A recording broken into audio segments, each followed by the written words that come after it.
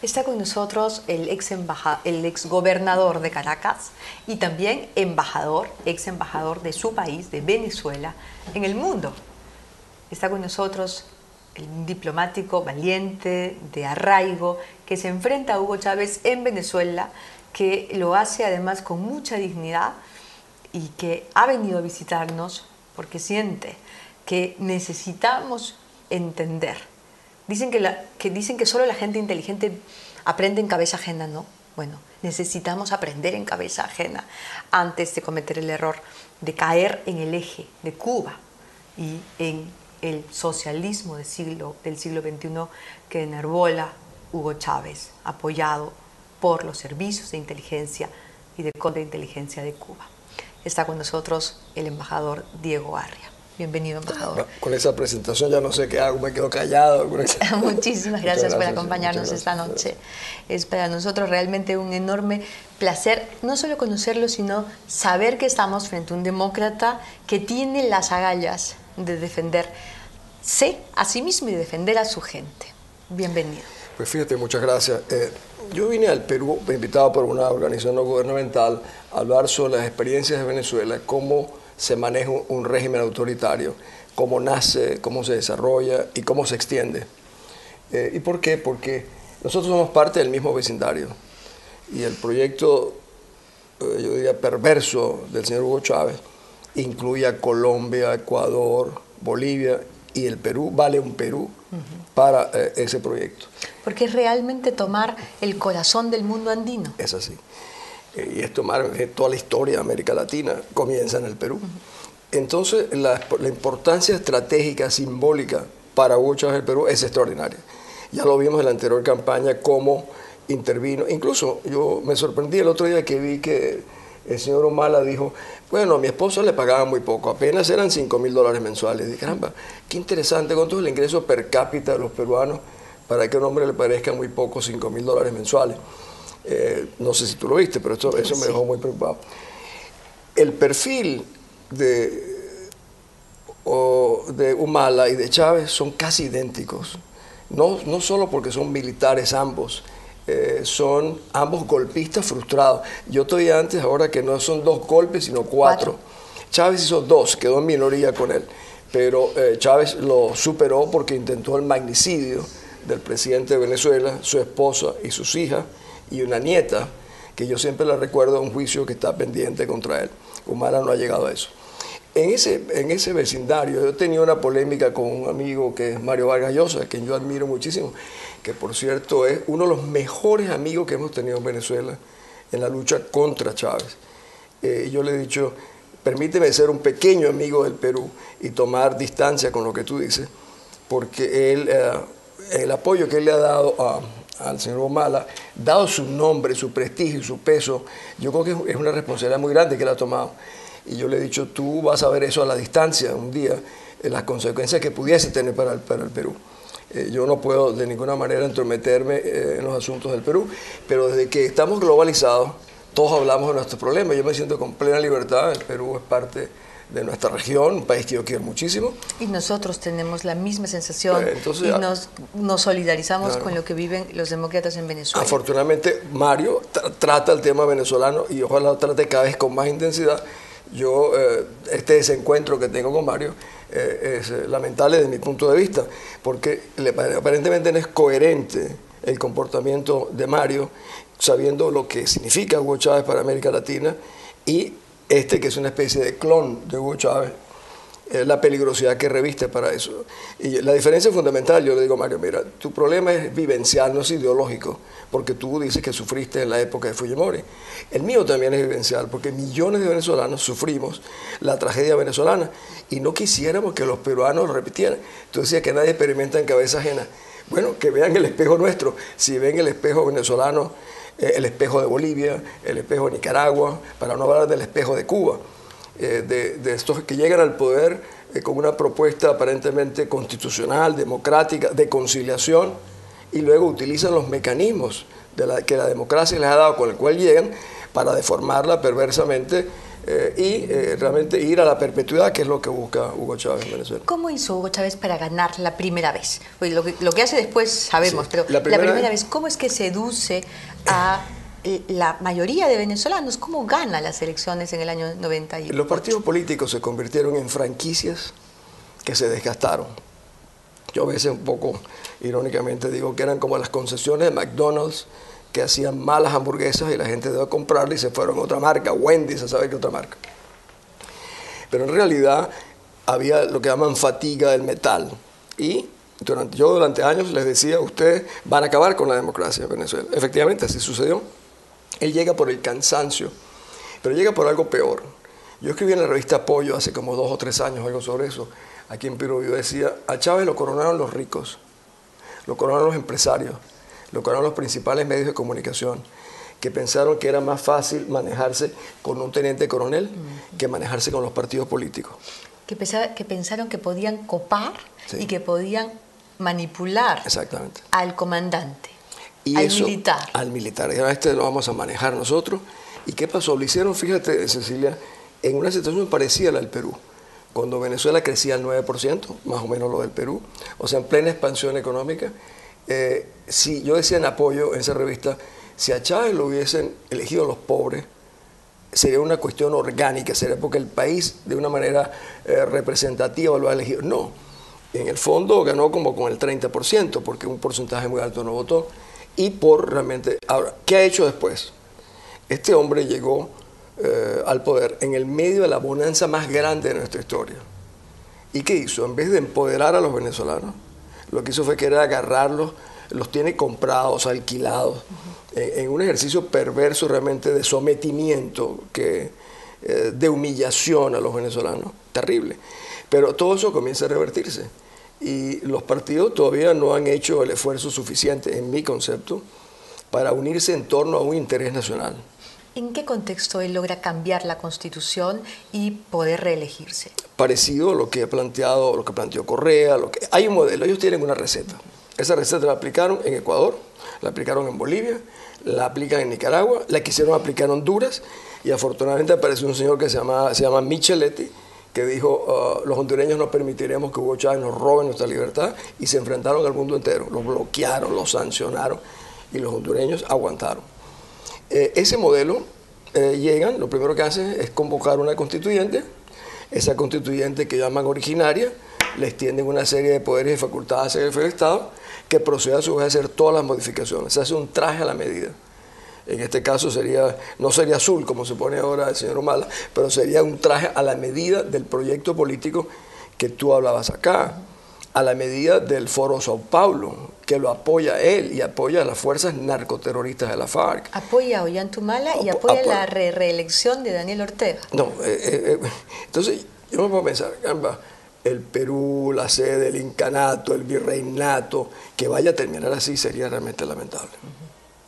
Luego que logra cambiar la Constitución y en paralelo está comprando a la gente más necesitada, les está dando hace programas sociales, de repente, pues aquí se va a llamar, dicen, pensión 65. O sea, le van a dar una pensión a las personas que tienen más de 65 años y que todavía, o que nunca habían podido aportar, que no están en un régimen de jubilación. Eso lo hizo López Obrador, que fue el que comenzó eso en México. Justamente, si quieres hablamos luego de eso. Yo veo un proceso parecido al de López Obrador, ojalá que no, en los próximos días, en los próximos 9, 10 días en Perú. No, fíjate que son dádivas. Él convirtió a Venezuela en una casa de beneficencia. Aquí también se dice así, una casa de caridad. Sí, claro. O al pueblo inmiserable, ¿no? Sí, que es tratar, mira, tú lo que requieres es un poquito de leche, café, que tomas un bus. O sea, aplanó las expectativas y aspiraciones de los venezolanos, que en esa masa se han venido acostumbrando a que cualquier cosa es buena. En la mayor riqueza, Venezuela ha regalado, él ha regalado 90.000 millones de dólares en 10 años para comprar voluntades aquí, en Costa Rica, en El Salvador, en México, hasta en los Estados Unidos. Este hombre, España, Brasil ha sido el principal cómplice de Hugo Chávez, porque Lula, en una mezcla de intereses comerciales, las grandes empresas constructoras de Brasil, sin licitación, y al mismo tiempo ser simpático con su partido, el PPT, haciendo fuera de Brasil lo que jamás le habrían dejado hacer los brasileños. Ha sido un gran aliado de Hugo Chávez. Afortunadamente ya esa situación está cambiando.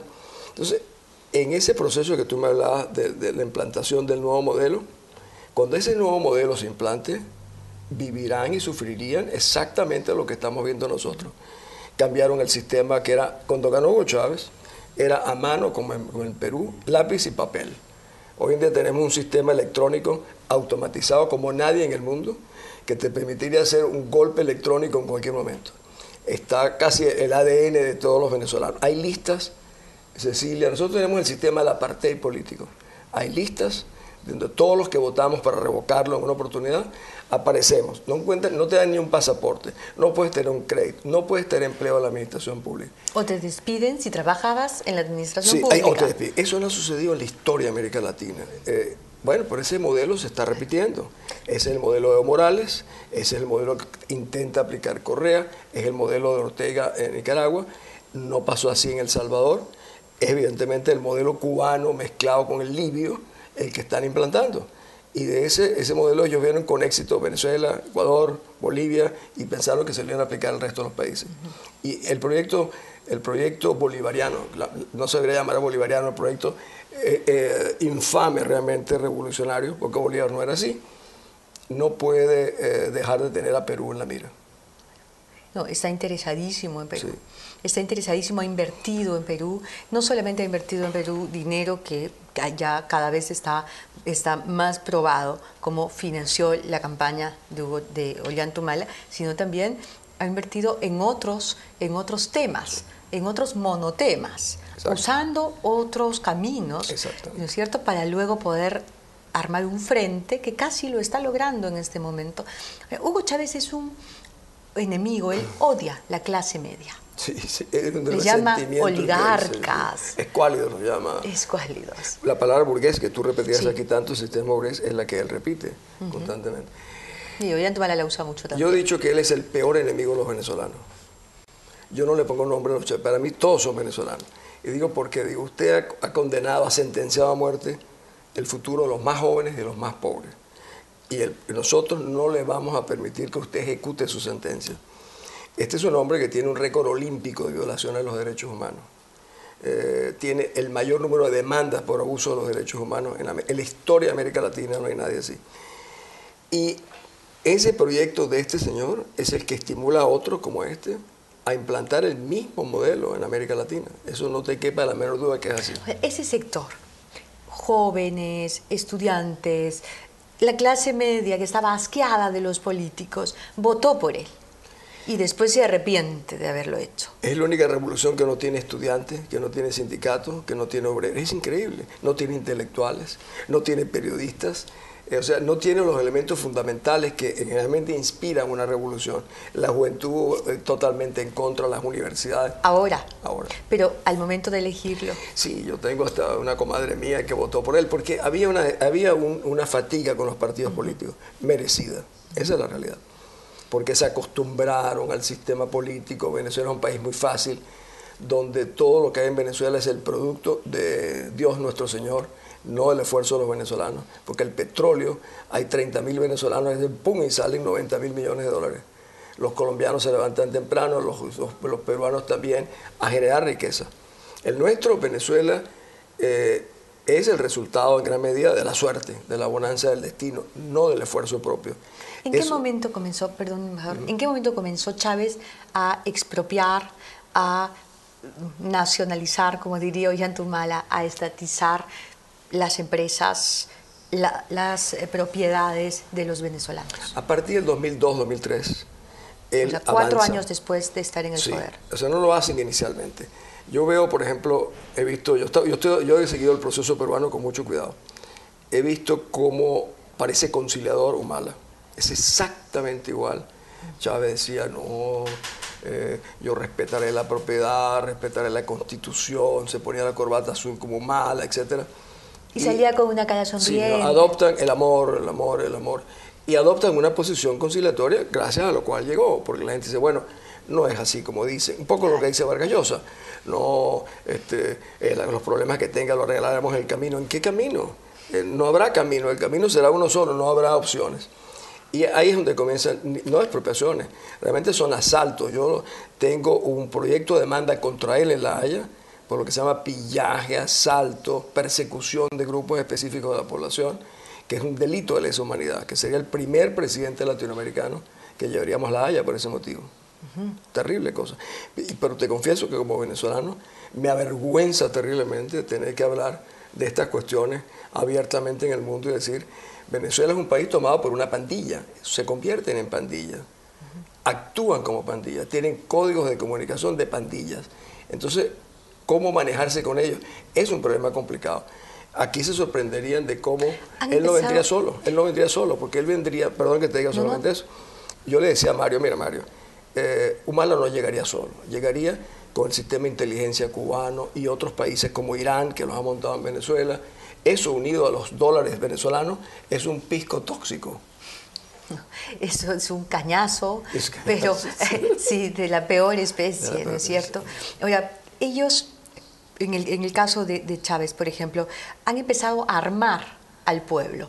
Marta Harnecker, que es la viuda del jefe del Servicio de Inteligencia de Cuba y que ahora ya vive y se declara venezolana, vive en su país, embajador, y que asesora y le lava la cara a Hugo Chávez y le escribe los libros. Además, Marta Harnecker tiene un tratado sobre las milicias, el pueblo en milicias, y dice cómo se trabaja para convertir a cada venezolano en un combatiente que vela y protege la revolución. Eso está pasando en Venezuela. Claro. Él ha creado una milicia, la llama milicia, que realmente es su cuerpo personal de combate, que sumado a los 60 o 70 mil cubanos que hay en Venezuela. Yo no sabía que durante la independencia de Perú, Venezuela, en Venezuela nunca pasaron más de 20 mil soldados españoles hace 200 años. Nosotros tenemos 70 mil cubanos en Venezuela. O sea, nosotros somos un país que ha entregado su soberanía a los cubanos. ¿Cómo lo ha entregado? Bueno, tenemos 70 mil cubanos que tutelan la inteligencia militar, los registros, nuestros pasaportes los piden los cubanos, los registros en la notaría son los cubanos, el sistema de inteligencia está dominado por los cubanos, la política exterior con los venezolanos, eso es un crimen de lesa patria, por lo cual un día el jefe del Estado y otros pagarán las consecuencias, pero esa es la realidad, cómo un país se va entregando al más veterano. El decano de todos estos regímenes es Fidel Castro, que es mucho más inteligente que todos juntos. Y como es natural, entonces arma una operación que es lo que la gente no se imagina, lo pernicioso y perverso que puede ser cuando se ponen de acuerdo el sistema de inteligencia cubano y los dólares venezolanos. Son peligrosísimos. ¿Qué le pasa a la gente que osa discrepar, que lo dice en los medios de comunicación? A ver, primero, ¿qué le pasa a la gente? Y después, ¿qué les pasa a los medios de comunicación que abren el espacio para que la gente pueda Bueno, lo que yo te he dicho esta noche, yo mañana viajo a Venezuela, me podría meter preso al acto, porque en Venezuela pasaron una ley que cualquier opinión que de alguna manera disminuya la dignidad o jerarquía de un funcionario de la administración pública es punible por unos 5 años. Tengo un amigo, Valdolares Paz, que fue candidato presidencial, que ahora también quiere serlo, que está bajo un proceso por haber citado unos párrafos de una declaración de un juez español. Yo, por cierto, declaré ante ese juez español en la audiencia contra la ETA y contra el gobierno venezolano. Conmigo hicieron distinto. En vista de mis palabras, yo tengo una finca de 300 hectáreas, que es una finca modelo, donde se formaban en los últimos años los veterinarios agrónomos venezolanos, y entró la Guardia Nacional, soldados, sacaron a mi gente a patadas con armas. Conmigo tomaron esa retaliación y me tienen evidentemente en la mira. O sea, la revancha, la venganza fue expropiarlo. Sí, yo le he dicho a Chávez, le digo, en televisión, le digo, mire, usted es un miserable. Usted me puede hacer daño, pero yo no le temo a usted. Y entonces fue cuando le dije, yo lo veré a usted en La Haya. Y eso se ha convertido en un grito de batalla para muchos venezolanos.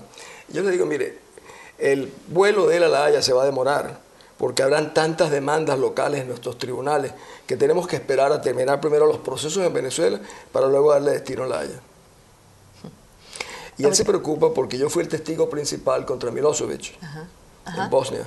Ahora va a ser testigo contra Karadzic, que era el otro, y seré contra Mladic, este general que acaban de agarrar después de 15 años. ¿Por qué fue testigo contra Milosevic? Porque yo presidía la misión del Consejo de Seguridad durante la guerra en Bosnia y vi los acontecimientos, yo negociaba dentro de ese proceso y fue el único del Consejo de Seguridad que asumió la responsabilidad de enfrentarlos mundialmente y en el juicio. Los grandes países dijeron que no sabía que eso iba a suceder, etcétera. Entonces la fiscal de la Corte Penal, yo soy uno de los creadores de la Corte Penal, me pidió que si yo iba, claro, por supuesto. Me tocó denunciar hasta el secretario general de la ONU, que era Boutros Ghali, por complicidad con las grandes potencias en este tema. O sea, y me tocó defender al comandante musulmán en el genocidio de Srebrenica. Entonces, él sabe, yo le he dicho, usted sabe que yo he llevado varios, como usted, a La Haya, así que ya lo espero. Hace unos segundos se me fue una pregunta, me quedé fascinada escuchándolo.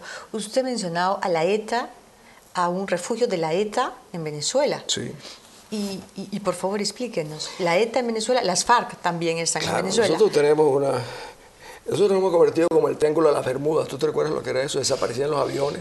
Nosotros somos como un hueco. Ahí llegan aviones, sale la gente del aeropuerto sin pasar por inmigración. Tenemos un vuelo que viene de Damasco, nuestro amigo Assad, Teherán, nuestro amigo Ahmadinejad, entran a Venezuela sin pasar por inmigración. No sabemos quiénes entran, toda clase de gente. Tú me decías específicamente sobre ETA. La ETA. Primero ETA. En Venezuela hay 40 o 50 ETAs, que muchos de ellos vinieron durante el gobierno de Carlos Andrés Pérez como un favor a España. Pero nosotros los teníamos controlados, la policía se tenía que presentar cada 15 días. Sabíamos qué hacían estos etarras.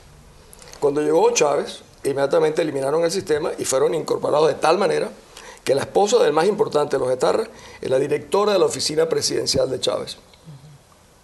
Directora de la oficina de la presidencia de la República, casada con un etarra. Ese etarra, a su vez, se llama Cubillas, director general de seguridad del Instituto de Tierras, que es el que apalea, el que saquea las fincas en Venezuela. Este señor está acusado de entrenar a gente de la FARC en territorio venezolano. La Audiencia Nacional Española me llamó como testigo, yo fui a España hace 3 o 4 meses sobre ese tema. A raíz de eso, la Audiencia Española pidió a Venezuela la extradición de este ciudadano, cosa que Venezuela no ha hecho, en una complicidad con el gobierno de Zapatero, que ha sido un gran cómplice con Hugo Chávez, por las compras nuestras de España. Cecilia, si el barril de petróleo costara $20, a Chávez lo habrían botado a patadas de la OEA, porque ha violado del artículo 1 hasta el último de la Carta Interamericana. Lo habrían suspendido las Naciones Unidas por causas similares, lo habrían botado del ALBA. Sería realmente un huérfano, pero el petróleo le ha permitido hacer todos estos abusos, y el petróleo es el que le puede hacer seguir incursionando en la política peruana. Embajador, las FARC también hacen lo que les da la gana en Venezuela. Han inaugurado en su país el Parque Manuel Marulanda, ¿no es cierto? Sí. Pero hay también un grupo llamado el MRTA, sector o factor venezolano, dirigido por un sujeto de apellido Farías. Sí. Eso es algo que usted puede corroborar. Bueno, yo no conozco Farías, sé del caso, no puedo comentar. Pero del caso... Sí. Ajá. Yo vengo ahorita casualmente del Zulia, en Venezuela, donde yo le dije, mire, la soberanía de Venezuela y la seguridad de Venezuela depende del Zulia. ¿Y por qué? Porque el Zulia lo ha convertido el narcoterrorismo en la retaguardia de la FARC. Ahí dominan una amplia área que va por la Guajira, Perijá, en Venezuela, que es un corredor enorme. Ahí están más asociados con militares. Tenemos el caso de un señor que se llama Walid Maclet García. Venezuela no produce drogas, sin embargo Venezuela se ha convertido en la principal plataforma de exportación de drogas del continente. En los méritos de Venezuela en ese capítulo, exportamos el 60% de las drogas que llegan a Europa.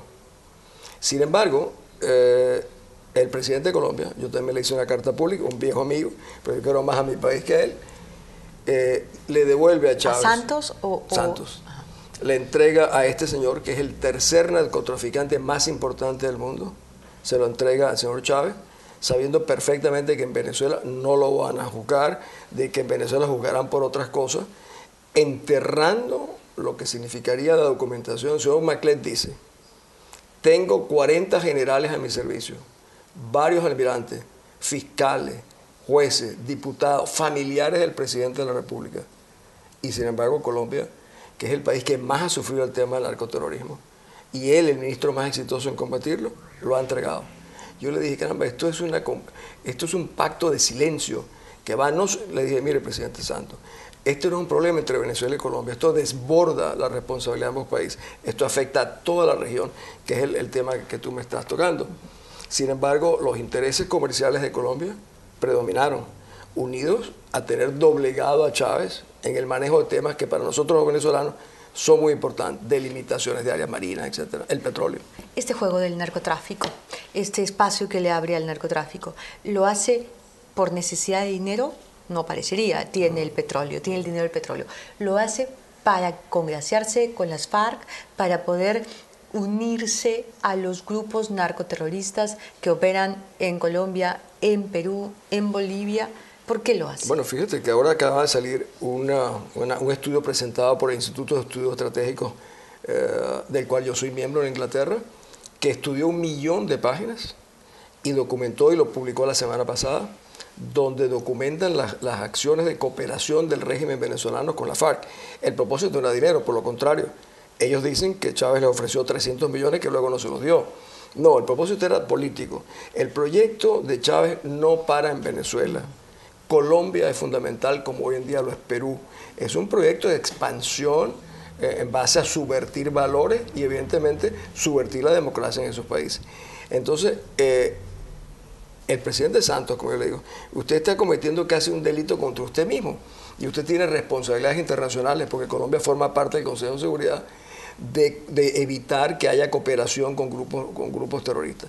La FARC no es solamente terrorista, es más o menos el 60% claro, de las drogas que llegan a Venezuela vienen por la FARC. Evidentemente había una cooperación, entraban y salían, salen de Venezuela en un corredor de protección.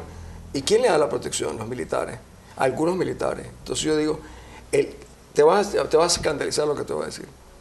El jefe del Comando Militar Unificado de Venezuela se llama Jesús Silva Rangel, un general de 3 soles, no de la moneda peruana, 3 soles, el máximo, jamás se ha dado eso.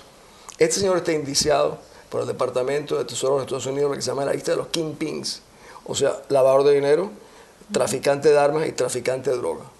El director general de inteligencia militar, que se llama Carvajal, por el mismo delito, y un capitán que se llama Rodríguez Chacín, exministro de Justicia, los 3. O sea, la cúpula militar venezolana, que se supone que tutela y cuida nuestra frontera, están indiciados de esos delitos. ¿Qué te parece? Impresionante. Es que realmente, claro, hay una complicidad mayor. Sí. La complicidad es política. Cuando el objetivo es político... Es así. Cualquier cosa, pues. Aquí hay una complicidad política. Evidentemente hay ahora dimensiones económicas, la corrupción. Pero yo le digo, por ejemplo, digo en Venezuela, fuera las implicaciones políticas y de corrupción que tiene esta situación, el 70% de las muertes violentas en Venezuela son jóvenes de menos de 25 años. Están acabando con la juventud venezolana, pero tampoco les importa, porque esto sigue exactamente igual. Por eso es que yo vine al Perú y sentía como una obligación de compartir. Mire, esto es gravísimo lo que nos está pasando. Ustedes no conocen el caso de Venezuela. Y yo he pintado por encima, no porque tenga temor, sino porque no quiero quitarte más tiempo. Pero esa es la realidad nuestra, desde una profundidad extrema. Nosotros estamos viviendo los últimos momentos de espacio de libertad en Venezuela y vamos a defenderlo de todas las maneras que podamos. Pero estamos enfrentados a un régimen que tiene 90.000 millones de dólares al año, que dispone de la asesoría. No se mueven sin los cubanos. Venezuela es el país menos soberano de la América Latina, como lo sería el Perú. Porque el sistema revolucionario de Cuba te obliga a que realmente sean tus tutores. O sea, 200 años después de nuestra independencia, de nuestro querido don Simón, la independencia que yo espero celebremos pronto es la independencia de los cubanos. Exactamente. Coincido absolutamente con usted por el trabajo, las lecturas, digamos, que nosotros venimos haciendo durante años. Le quiero hacer una última pregunta y yo sé que el tiempo... Yo no tengo problema, Cecilia. Pero usted le dice en una carta que le escribe a Mario Vargas Llosa, que la leímos aquí en este programa, un escritor que nosotros queremos muchísimo también, admiramos tanto, le dice, es preferible un gobierno malo de Keiko Fujimori que la trampa esta que significaría Ollanta Humala. Yo le digo, mira Mario, yo no tengo ningún vínculo con la señora Fujimori, Por lo contrario, yo formé parte del gobierno, el único gobierno de América Latina que rompió relaciones con Fujimori fuimos nosotros. Y yo estaba en el Consejo de Seguridad y los denuncié de la manera más fuerte. Pero es probable o es posible que haga un mal gobierno la señora Fujimori. Bueno, Perú tiene 5 años de mal gobierno. Pero el error que ustedes cometerían en Comala les puede costar una generación. Una generación, exactamente. Gracias por decirnos eso. No, Cecilia. Gracias por decirnos eso, embajador Arrey. Mucha suerte, Gracias suerte. por tenerme aquí. Al Y ojalá que no contrario. me detenga mañana a llegar a Caracas. No pueden, no pueden. O sí, tal vez. Lo veremos. Lo veremos. Gracias por venir. Gracias. Usted ha escuchado a Diego Arria. Usted lo ha escuchado, usted tiene que decidir. Finalmente va a depender de usted y de su decisión a la hora de votar lo que queremos para nuestro país. Vamos a la pausa, regresamos. Estamos en Mira quién habla.